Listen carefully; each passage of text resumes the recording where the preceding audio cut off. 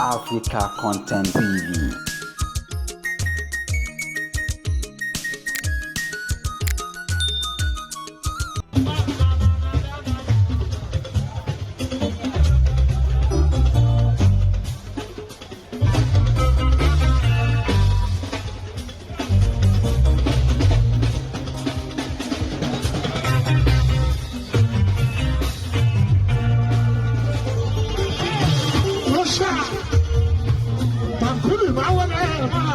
Shabogo. Great number one music producer, Shabogo. Rocky Bobo. Islander, Beta Boadia.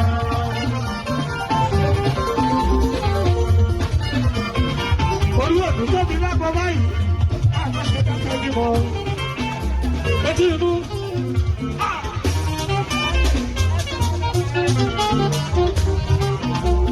Rocky Bobo. Islander, Beta Boadia.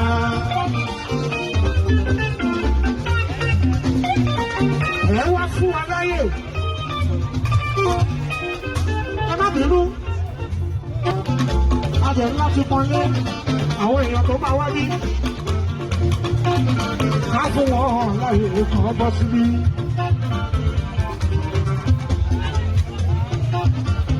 Ẹ̀fọ́ jáde àyíké.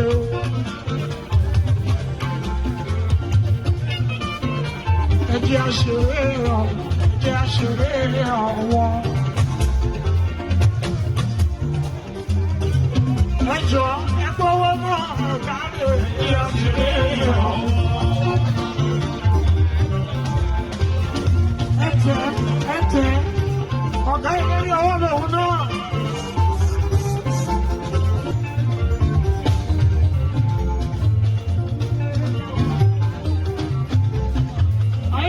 Gbogbo ẹ̀sùn lórí. Ìyájọ́ lára àbáṣà mi. Ìyá bàbá mi ṣe é lò. Àbáwọlé sílẹ̀, ìyàwó ayọ̀dà, iṣẹ́ ìwé mọ́mọ́. Ìyàwó tipẹ́tipẹ́, òjì. Kò fi gbàgbọ́ bá wú ẹ sílẹ̀, iṣẹ́ ìwé mi. Ọ̀rẹ́ kì í yọ̀rọ̀ àwọn ọgbọ́dọ̀ yára wọn.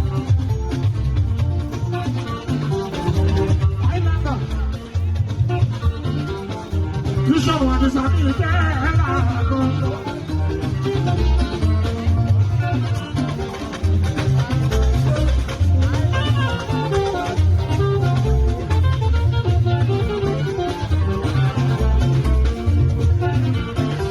Ẹ̀yin ọ̀rọ̀ tún ní. Kìlọ̀ ọmọ tajà náà kú.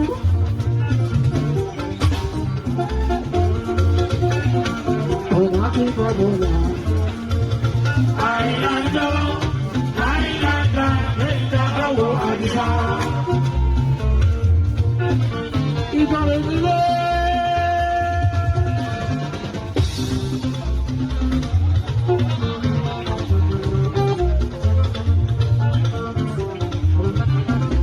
Ọ̀la bàbá mi dẹ̀ ní bàbá church.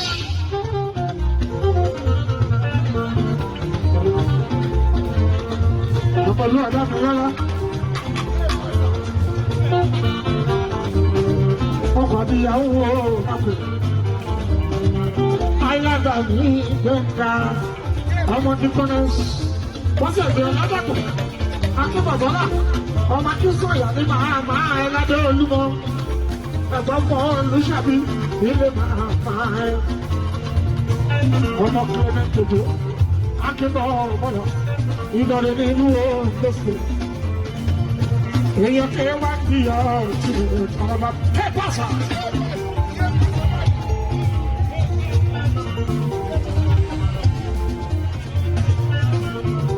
Ọlọ́run Williams ìṣòro kẹ́ wá kí ọ̀rọ̀.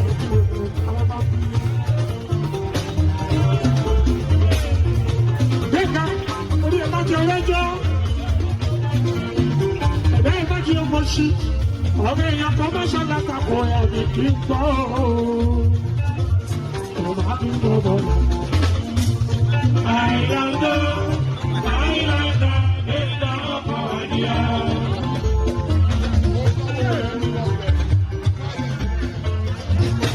Ọlọ́run fún wa lọ́kọ̀ níbí o. Ọmọ bẹ̀yìn tẹ̀ ń ṣe o. Ọmọ bẹ̀yìn tẹ̀ ń ṣe.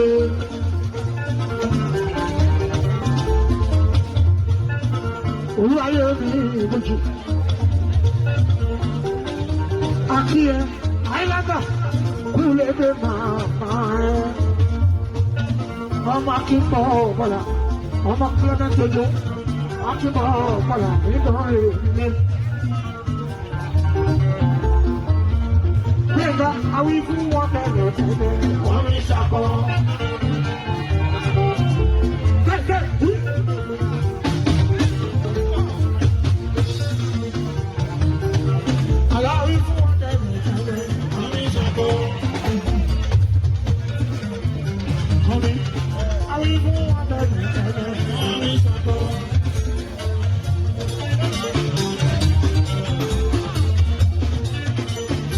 Presidential, àwọn ìfún wọn bẹ̀rẹ̀ tẹ̀lé. Iṣẹ́ ìyàwó tó bá láwọn.